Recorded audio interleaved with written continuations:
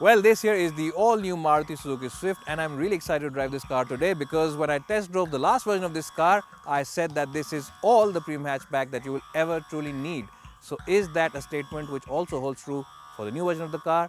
And is it a car that you truly desire? And is it a car that you will truly want? We'll find out on the show today.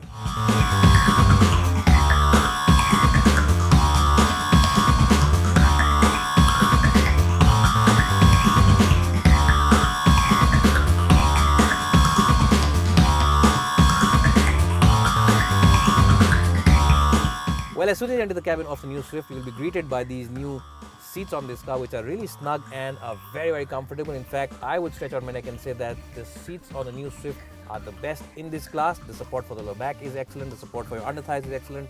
And you also get these very prominent side bolsters, which really should hold you well if you decide to push this car into corners. So as I just said, these seats get a 10 on 10 in my book. Apart from these seats, what you'll also appreciate is the overall design inside this car, because this car's cabin is a very youthful and a very sporty place to be in. If you are someone who does have a lot of extra energy, then you will really enjoy sitting in this car, because it is that kind of car. It really does make you feel good about yourself. And you also get this center console, which has been tilted slightly towards the driver. It's a 5-degree angle tilt towards the driver, and it really makes you feel like you are sitting inside a sporty hatchback. Well, overall quality is within acceptable limits and at par with other rivals in this segment, and the top of the dashboard, the top of the door pads over here are decent in terms of overall quality, so no complaints over there. You of course get plenty of places to keep your odds and ends. You get a huge tray where you can keep your cell phone, a lot of places where you can keep your other knickknacks, and even the door bins are large enough to house those big bottles. And even though the glove box isn't the biggest that we've seen on a hatchback, it is decent at accommodating those important papers and documents, but because you get other places to keep your odds and ends in, it is a good place for overall utility. Well, in terms of overall features list, you get 2 airbags as well as ABS standard across all versions, which is great news for safety kit. You also get automatic headlamps on this top end version, and you also get this huge touchscreen over here which has Apple CarPlay as well as Android Auto, but of course this is something we've seen on other Maruti Suzuki cars. But overall, for sheer features list, it is a pretty rich kit.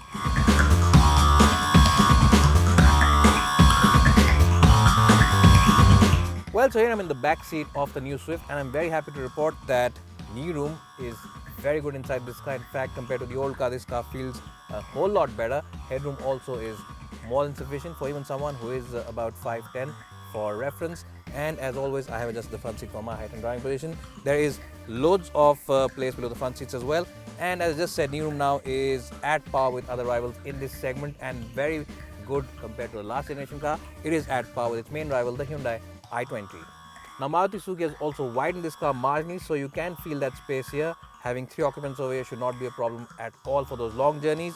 There is a bit of a hump in the floor panel, but it's not too much because the footwells are accommodating and should be more than adequate for the feet of whoever is sitting in the middle. So for long distances or even for short ones, it is truly a 3-seater over here in the back. Well, special mention has to be made about these seats because the cushioning is absolutely spot on. You get excellent support for your under thighs, and the support for the lower back is also very good. And what's more is the fact that the hip as well as the knee angle is very good. You don't have a feeling of being sunk into these seats. You really do sit on top of them, and as I just said, the cushioning is absolutely spot on. So after a long journey in this car, you won't be coming out of it tired because you get excellent knee room, decent headroom, and also excellent cushioning from these seats. In terms of utility places, you get a big bottle holder over here in the door bin, and you also get a big bottle holder right over here ahead of me, where I've kept my cell phone at the moment. And the iPhone 6 and 6S has really become very slow after that update. Maybe it's time to change it.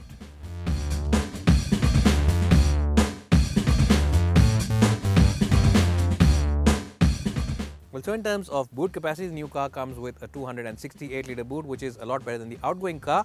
And as you can see, it's got a very nice and wide loading area. And even though there is a bit of loading still around over here, you can of course manage your way around it because it is a decent boot in terms of luggage carrying capacity. Now, is it good enough to transport your mother-in-law back home in with all her luggage? It is, but if she only carries her bags for 1 week. Anything more than that, and it'll be a bit of a struggle. What I'm trying to say is that it's good enough for 2 big suitcases, but anything more than that, you'll need an Innova following this car.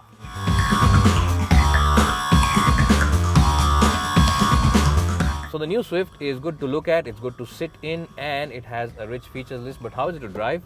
And I have a lot of good news for you, because just like the outgoing car, even this new Swift is a very driver-focused car. Yes, it is a car which will definitely put a very broad smile on your face every time you take it out for a spin. Well, in terms of the engine options, you get the same tried and tested 1.2-litre petrol and the 1.3-litre DDI's diesel.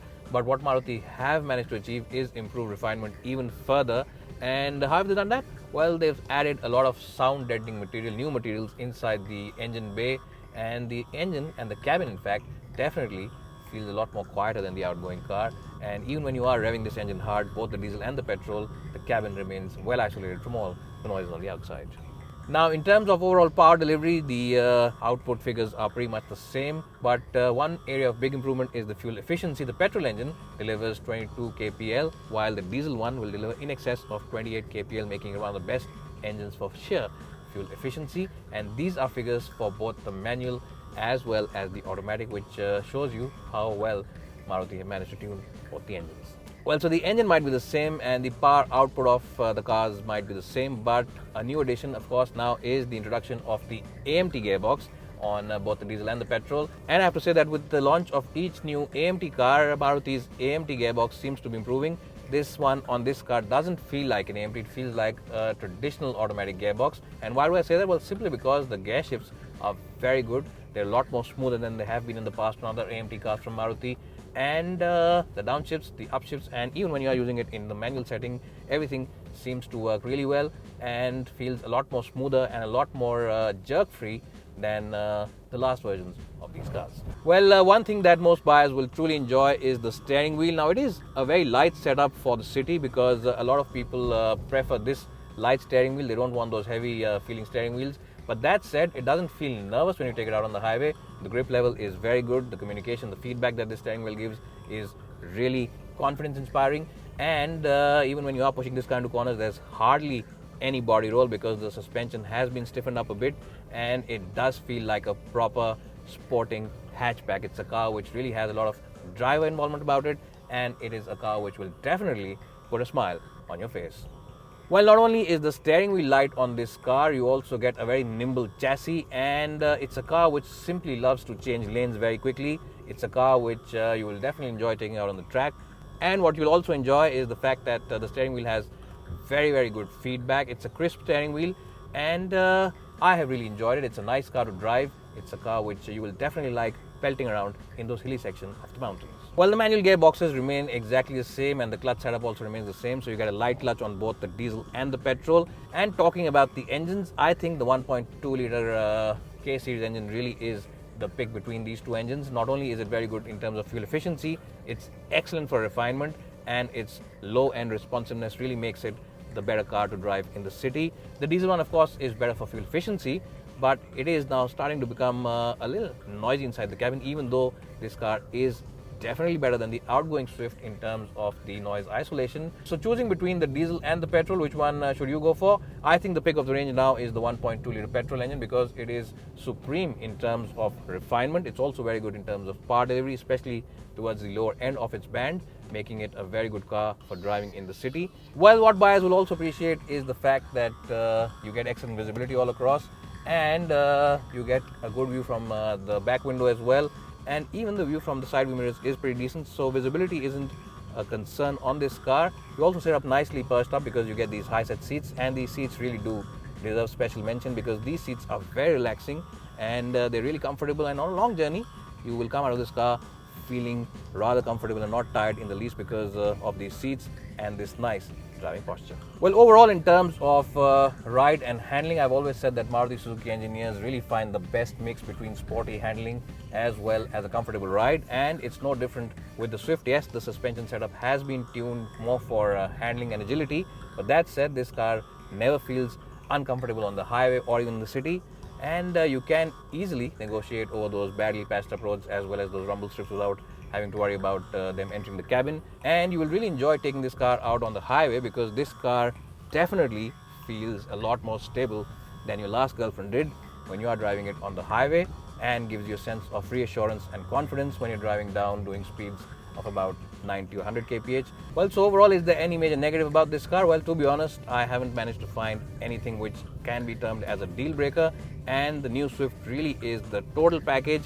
It's got the right amount of power, it's got the best fuel efficiency, it's got great refinement, and it really is a hoot to drive. And if you are someone who really does call himself a keen driver and buys a car for the sheer driving pleasure, then the new Swift is the car that you should go for in the premium hatchback space. It really is that good.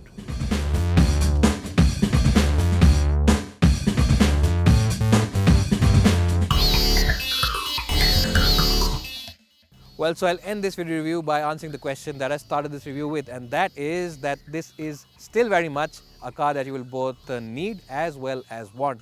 It is one of the best, if not the best, premium hatchback at this price point, and a car that you can simply buy with your heart and head in unison. It's bye for now, and hope to see you soon.